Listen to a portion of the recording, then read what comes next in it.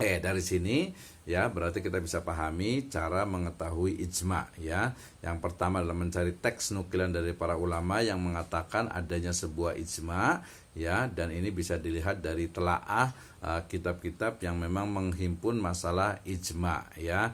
Misalnya ada kitab Al-Ijma karya Imam Ibnul Munzir ya. Kemudian juga ada Maratibul Ijma karya dari Imam Ibnu Hazm ya. Kemudian juga bisa secara lebih detail itu menelaah membaca buku-buku fikih yang menghimpun pendapat-pendapat lintas madhab ya.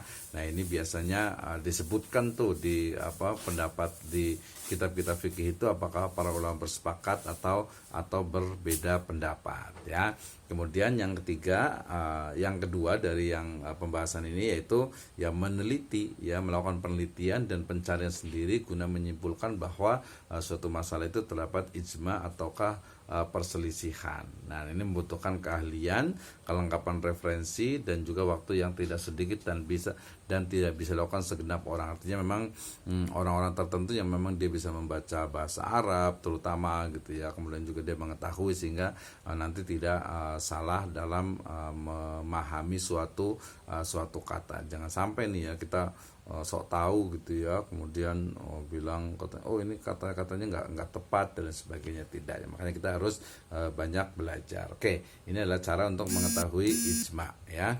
Yang berikutnya setelah kita tahu cara mengetahui ijma, berarti ijma yang sifatnya tadi lokal ya, yaitu saya nyebutnya dengan ijma dalam fatwa DSN MUI. Sebagaimana kita ketahui yang kuliah di program studi pendidikan program studi untuk ilmu ekonomi syariah pasti sudah familiar dengan fatwa DSN MUI, itu fatwa jawaban-jawaban dari Dewan Syariah Nasional Majelis Ulama Indonesia ya. Fatwa DSN MUI saat ini menjadi rujukan utama dalam berbagai praktek atau implementasi dari ekonomi, bisnis, keuangan syariah yang ada di Indonesia. Nah, kalau kita telaah ya fatwa-fatwa yang ada di DSN MUI ya, maka kita akan menemukan bahwa ya ijma ya dalam hal ini itu menjadi dasar hukum ya setelah Al-Quran dan Sunnah dalam fatwa DSN MUI ya. Kalau kita lihat di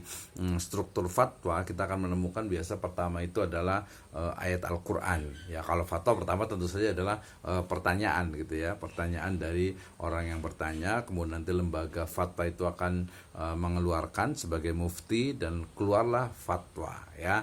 Nah kemudian dalam fatwa itu biasanya pertama itu yang menjadi pertimbangan itu adalah dasar hukumnya. Pertama adalah Al-Quran ya, ayat Al-Qurannya itu seperti apa ya. Kemudian yang kedua itu adalah hadisnya ya, hadis itu seperti apa. Nah Al-Quran itu biasa kalau di fatwa itu sifatnya itu global ya, jadi banyak ayat yang kemudian digunakan untuk beberapa fatwa. Demikian juga hadis atau as-sunnah ya. As-sunnah ini juga bisa digunakan ya di bagian kedua setelah Al-Quran. Nah setelah itu ya biasanya DSN MUI ya dalam fatwa-fatwanya itu menggunakan antara kias ataupun ijma ya, baik menggunakan ijma ataupun kias, sehingga saya bisa mengatakan bahwa ijma sebagai dasar hukum setelah Al-Quran dan As-Sunnah dalam fatwa DSN MUI ya. Itu yang pertama. Nah ijma yang dimaksud biasanya itu di DSN MUI itu adalah ijma yang digunakan adalah kesepakatan ulama pada masa lalu, artinya ya masa-masa sebelum sekarang ini gitu ya. Nah itu biasanya yang juga ada di fatwa DSN MUI ya. Kemudian yang ketiga, ijma secara lebih luas berlaku pula pada ulama di zaman kontemporer. Nah ini biasanya kadang DSN MUI juga mereka juga mengutip dari beberapa lembaga fatwa dunia ya, terkait dengan isu-isu kontemporer. Misalnya tadi Lajnah Daimah dari Saudi Arabia, kemudian juga Majma' Fiqh Al-Islami, kemudian juga kadang menggunakan juga standarnya untuk IOV gitu ya, kemudian juga Majelis Ulama Indonesia juga gitu ya, dan juga beberapa istilahnya itu lembaga fatwa yang ada di berbagai negara. Ini sebenarnya untuk mengcompare ya, untuk mengkomparasikan, untuk membandingkan dan menguatkan gitu ya. Ini dari sisi DSN MUI dalam fatwanya yang jelas menggunakan ijma sebagai landasan sebagai dasar hukum dalam penetapan ya sebuah permasalahan yang ditanyakan kepada mereka ya. Nah, berarti ya kita bisa mengambil kesimpulan ya bahwasanya fatwa dari DSN MUI ya dia sifatnya fatwa. Tapi kemudian karena fatwanya itu dia ditetapkan oleh beberapa orang yang mewakili beberapa lembaga, maka bisa jadi ya bahwa itu menjadi ijma lokal Indonesia ya yang menjadi mainstream lah ya, arus utama dari ekonomi, bisnis dan keuangan syariah yang ada di Indonesia. Oke, ini adalah ijma dalam fatwa DSN MUI. Yang berikutnya ini yang terakhir ya terkait dengan aplikasi ijma dalam bidang ekonomi dan keuangan syariah. Sebenarnya saya selalu menyebutnya ekonomi, bisnis dan keuangan syariah ya. Nah, seperti tadi dikatakan bahwasanya ijma ya dalam bidang ekonomi, bisnis dan keuangan syariah itu menjadi dasar hukum ya dalam pelaksanaan ekonomi, bisnis dan keuangan syariah di Indonesia. Nah, ini yang pertama nih ya. Jadi jangan salah nih ya kalau ternyata bukan hanya dari Al-Quran dan hadis saja, tetapi juga dari ijma dan juga qiyas nanti. Selain itu juga ada istislah, ada istishab, ada lagi syar'u man qablana, ada qaulus sahabi, ada al-uraf ya, ada saddud dzari'ah yang semua itu menjadi dalil ya dalam penetapan hukum bidang ekonomi, bisnis dan keuangan syariah ya, jadi menjadi dasar hukum.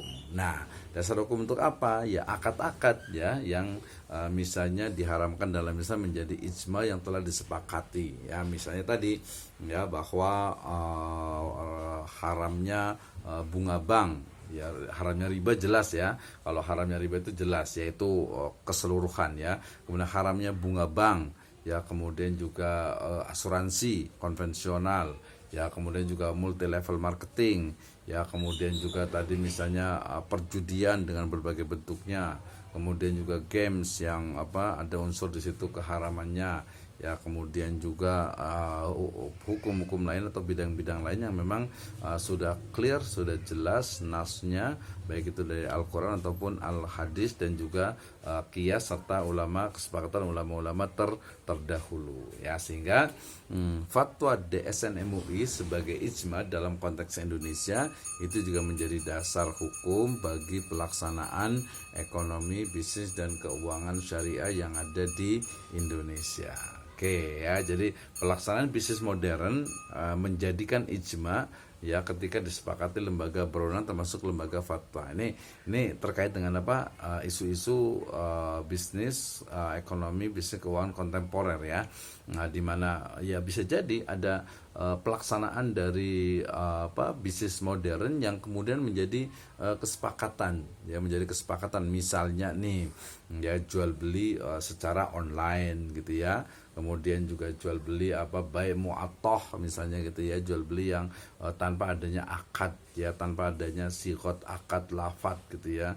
Kalau zaman saya beli ini dengan harga sekian dibayar tunai gitu ya, saya terima dan seterusnya gitu. Kalau sekarang ya tinggal kita klik ya menunya, kemudian mungkin bisa jadi klik beli, kemudian transfer atau mungkin langsung di debit dari situ, kemudian bayar, kemudian kita bisa jadi langsung dapat barangnya, atau mungkin kita tunggu dikirim dalam beberapa waktu ke depan. Nah, itu juga bagian dari yang bisnis modern dan ya tidak ada yang menyelisih, tidak ada yang mengatakan salah gitu ya. Nanti berarti tahunya dari mana ya, kita bisa lihat dari fatwa, dari pendapat, dari penelitian yang berbicara masalah itu. Misalnya tadi jual beli online, kayaknya nggak ada yang mengatakan jual beli online itu haram gitu ya, halal gitu ya, jual beli halal selama di situ tidak ada unsur yang diharamkan ya. Kemudian juga mungkin selain jual beli online tadi misalnya mata uang digital misalnya yang sekarang berjalan itu adalah mata uang kertas gitu, atau mungkin mata uang logam selain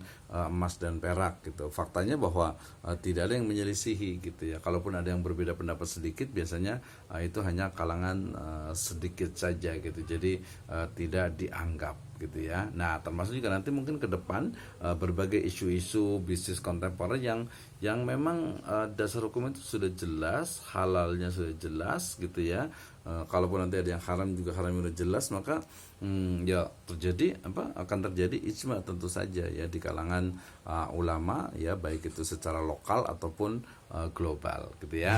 Nah, yang paling penting bagi kita adalah terkait dengan penguatan ya terhadap ijma global yang saat ini terus berkembang ya, sehingga dulu ijma itu bisa terjadi pada kalangan sahabat ya, khulafaur rasyidin, tabiun dan tabiin dan tabiut tabiin. Kenapa? Karena konteks mereka itu tidak begitu banyak. Nah, setelah itu baru terjadi juga perluasan umat Islam dan semakin banyak, tapi ijma itu tetap terjadi. Nah, dalam konteks sekarang dengan perkembangan dari teknologi informasi dan komunikasi yang begitu banyak, maka kemudian ijma itu sangat mungkin sekali untuk